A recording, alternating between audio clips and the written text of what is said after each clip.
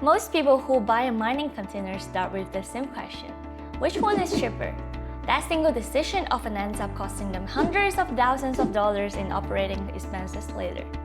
Today, I'll show you how to choose the right container based on your actual situation, your local climate, and your real planning horizon.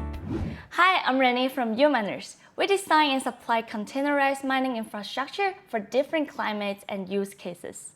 Over the years, I have seen the same costly mistake repeated again and again. This video is here to help you avoid them. We will cover the three main cooling types, the critical trade-off between CAPEX and OPEX, the often ignored electrical side, and at the end, a simple 6-step algorithm you can use right away. Before you even look at specifications, answer these three important questions. Maximum hash rate with fixed cost, or minimal operating expenses with stable income. Your answer changes everything. Climate is not just background. It's a technical parameter. Winters below -20 degrees need a northern version. Summers above 30 degrees make air cooling much less effective. Two people with the same budget can need completely different solutions depending on their planning horizon. There are three main cooling types: air, water, and immersion. Let's break them down honestly. Air cooling has the lowest entry cost. Simple fans, filters, and hot-cold ios separation. No fluids, no complex systems. In cold climates, outside air removes heat almost for free. PUE can reach an excellent 1.003 to 1.005. Limitation: when each miner consumes 5 kilowatts and density is high, air cooling starts to struggle. Water cooling has higher upfront costs because of pumps, manifolds, and dry coolers. But the numbers tell a different story long term. A standard 40-feet container can hold 168 plus devices and nearly 1,900 kilowatts. That's a completely different scale. It also offers better reliability, fewer wearing parts, and easy N+1 redundancy. For a 3 to 5 year horizon, water cooling usually pays back the extra CAPEX. This is maths, not opinion. Immersion cooling submerges miners in dielectric fluids. It offers excellent heat management and very low noises. However, it's a nice niche solution.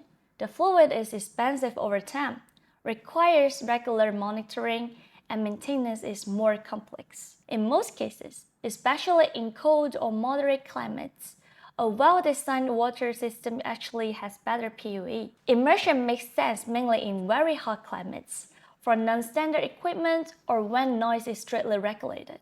In other cases, calculate carefully before paying the premium.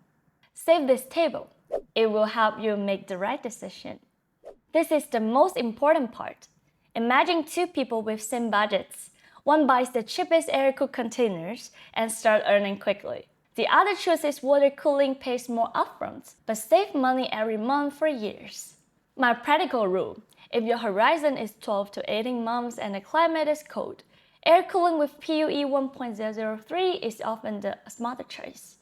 If you are planning 2 megawatts or more, or the climate is moderate to hot, water cooling usually wins in the long run. A cheap entry with high OPEX in a hot climate will cost you more after just 1 year than doing it right from day one. The right container is the one whose cost structure matches your actual business model. Cooling is only 50% of the decision.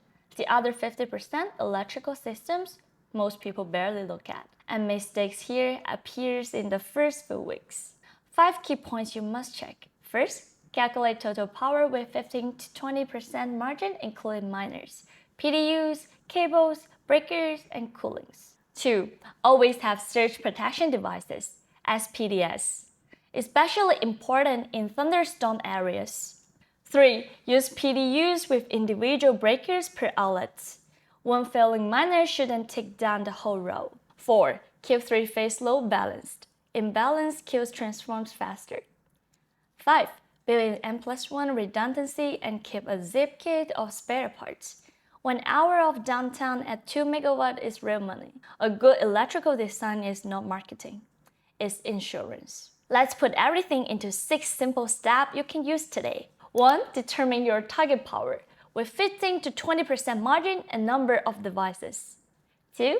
Assess your site climates.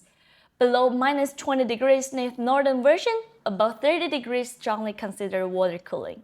3. Be honest. Do you prioritize low entry costs or long-term savings? 4.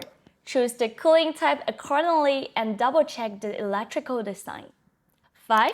Make sure you have N+1 redundancy, hot swappable PDUs, and a zip kit of spares.